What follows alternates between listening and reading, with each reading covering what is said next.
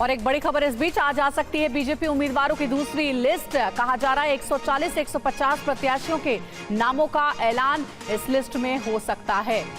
तो बड़ी खबर है, बीजेपी की आज दूसरी सूची उम्मीदवारों की आ सकती है, जिसमें लगभग 150 नामों का ऐलान बीजेपी की ओर से किया जा सकता है अलग अलग राज्यों के प्रत्याशियों को लेकर।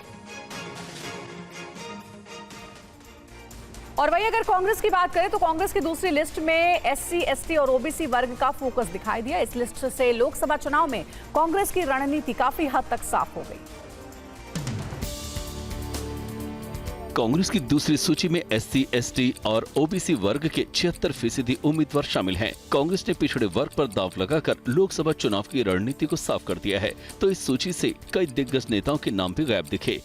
कांग्रेस ने असम की जोरहाट सीट से गौरव गोगोई और एमपी के छिंदवाड़ा से कमलनाथ के बेटे नकुल नाथ को उम्मीदवार बनाया है, तो अशोक गहलोत के बेटे वैभव गहलोत को जालोर से टिकट दिया गया है।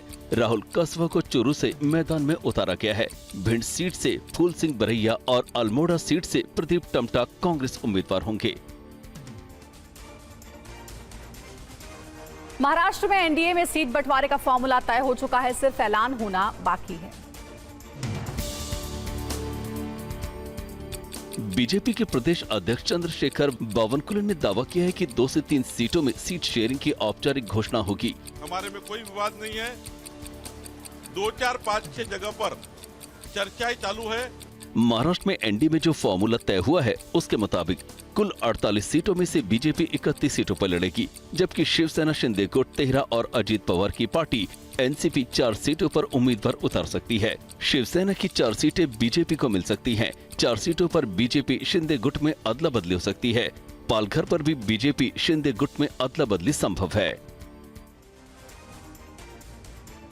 महाराष्ट्र में इंडिया में सीट शेयरिंग पर पेच फंसा हुआ है। महाविकास अघाड़ी में सीटों के बंटवारों को लेकर सुलझने के बजाय बढ़ती ही जा रही है। महाराष्ट्र में सीट बंटवारा इंडिया फ्रंट के लिए बड़ी चुनौती बन गया है। प्रकाश आंबेडकर ने कहा है कि एमपी में सीट बंटवारा नहीं होने के पीछे वंचित नहीं है। कांग्रेस और उद्धव ठाकरे के बीच 10 सीटों पर पेच फंसा है, इस वजह से सीट बंटवारा नहीं हुआ है। 5 सीटों के लिए कांग्रेस, शरद पवार और उद्धव ठाकरे में मतभेद है। मैंने खरगे को पत्र लिखकर कहा है कि कांग्रेस ने जो सीटें मांगी हैं, उस पर वंचित आघाड़ी मिल बैठकर बात करने को तैयार है, लेकिन इसका कोई जवाब नहीं मिला। एमपी में जिस तरह से सीटों के बंटवारे का पेच फंसा हुआ है, उसे देखकर इसके जल्द सुलझने के आसार भी कम दिख रहे हैं। और हरियाणा में बनी नई नायब सिंह सैनी सरकार आज विधानसभा में बहुमत परीक्षण का सामना करेगी। सैनी को मुख्यमंत्री बनाए जाने के बाद विधानसभा सत्र बुलाया गया है। मैं नायब सिंह ईश्वर की शपथ लेता हूं। हरियाणा में बनी नायब सिंह सैनी सरकार को आज विश्वास मत साबित करना है। इसके लिए आज विधानसभा का सत्र बुलाया गया है।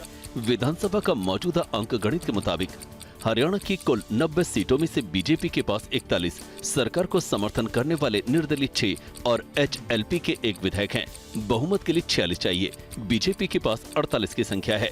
सीएम नायब सिंह सैनी ने कहा कि उन्हें 48 विधायकों का समर्थन प्राप्त है।